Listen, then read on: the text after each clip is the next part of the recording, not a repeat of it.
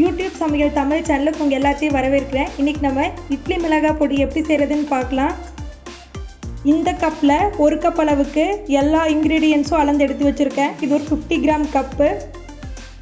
பொட்டுக்கடலை, கடலைப்பருப்பு, வெள்ளை எள்ளு, துவரம்பருப்பு, பாசிப்பருப்பு, உளுந்தம்பருப்பு, 13 காஞ்ச மிளகா, 1/2 கப் அரிசி, 2 இனி கருவேப்பிலை எடுத்திருக்கேன். இப்போ எப்படி செய்கிறதுன்னு பார்க்கலாம் வாங்க. நம்ம எடுத்துருக்க எல்லா இன்க்ரீடியன்ஸையும் எண்ணெய் சேர்க்காம ட்ரையாக தான் வறுத்தெடுக்க போகிறோம். இப்போ 50 கிராம் உளுந்தம்பருப்பு சேர்த்திடுறேன். நான் வெள்ளை உளுந்து எடுத்திருக்கேன், நீங்கள் கருப்பு உளுந்து வேணாலும் எடுத்துக்கலாம். நம்ம எல்லா பருப்பையும் தனித்தனியாக தான் வறுத்தெடுக்கணும். ஏன்னா ஒன்று பெருசு இன்னொன்று சின்னதாக இருக்குது. ஸோ எல்லாத்தையும் ஒட்டுக்கா போட்டு வறுத்தோம்னா சின்னதெல்லாம் கருகிடும். ஸோ ஒவ்வொன்றா வறுத்தெடுத்துக்கோங்க. நம்ம கொஞ்சம் வறுபட்டு அது வறுபடாமல் இருந்துச்சுன்னா அப்புறம் திருப்பியும் வண்டு வச்சிரும். ஸோ எல்லோரும் நல்லா வறுபடுற மாதிரி வறுத்தெடுத்துக்கோங்க. நல்லா நிறம் மாதிரி வரணும். இப்போ நமக்கு உளுந்தம்பருப்பு நல்லா வறுபட்டுருச்சு, கலர் நல்லா மாறி வந்திருக்கு பாருங்கள். அடுத்து கடலைப்பருப்பு. எந்த மெஷரிங் கப்பில் ஒரு இன்க்ரீடியண்ட் எடுக்கிறீங்களோ அதே மெஷரிங் கப்பில் எல்லா இன்க்ரீடியன்ஸும் எடுத்துக்கோங்க. அப்போ தான் நம்மளுக்கு பொடியோட டேஸ்ட் நல்லாயிருக்கும். தேவையான இன்க்ரீடியன்ஸ் எல்லாம் கீழே டிஸ்கிரிப்ஷன் பாக்ஸில் கொடுக்குறோம், செக் பண்ணிக்கோங்க. இப்போ நமக்கு கடலைப்பருப்பு நல்லா வறுபட்டுருச்சு. நெக்ஸ்ட்டு துவரம்பருப்பு வறுத்துடலாம். எல்லாத்தையும் ஒன்றா போட்டு வறுக்காதீங்க. வறுத்திங்கன்னா எல்லாம் கரெக்டாக ஈவனாக வறுபடாது. ஸோ தனித்தனியாகவே வறுத்து எடுத்துருங்க. அடுத்து பாசிப்பருப்பு. நம்ம சேனலில் நிறைய பேர் சப்ஸ்கிரைப் பண்ணாமல் பார்த்துட்ருக்கீங்க. சப்ஸ்கிரைப் பண்ணிவிட்டு பக்கத்தில் இருக்கிற பெல் பட்டனை கிளிக் பண்ணிக்கோங்க. அப்போ தான் நாங்கள் போடுற வீடியோவோட நோட்டிஃபிகேஷன் உங்களுக்கு வரும். பாசிப்பருப்பு நல்லா வறுபட்டுருச்சு. இப்போ பொட்டுக்கடலை வறுத்துடலாம். இது ஆல்ரெடி நல்லா வறுத்த கடலை தான். ஸோ அதனால் பேனில் இருக்கிற சூட் அளவுக்கு லைட்டாக சூடு வந்தால் மட்டும் போதும். நெக்ஸ்ட்டு எள்ளு வறுத்துடலாம். நான் வெள்ளை எள்ளு சேர்த்திருக்கேன், நீங்கள் கருப்பு எள்ளு வேணாலும் சேர்த்திக்கலாம். ஆல்ரெடி பேன் ரொம்ப ஹீட்டில் இருக்குது. ஸோ எள்ளு டக்குன்னு இதாயிடும்.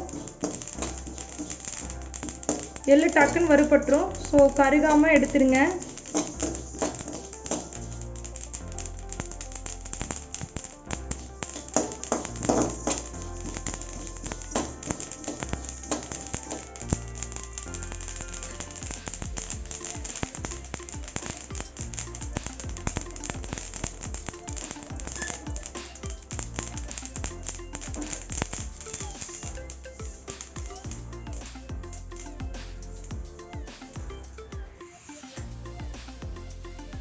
அரை கப் புழுங்கலரிசி வறுத்தரலாம்.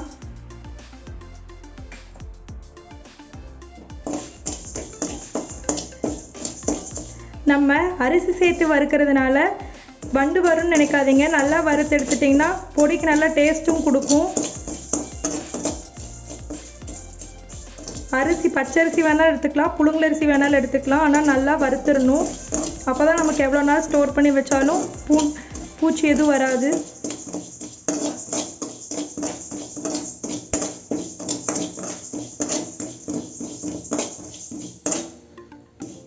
அரிசி மட்டும் நல்லா பதமாக வறுத்து எடுத்துக்கோங்க.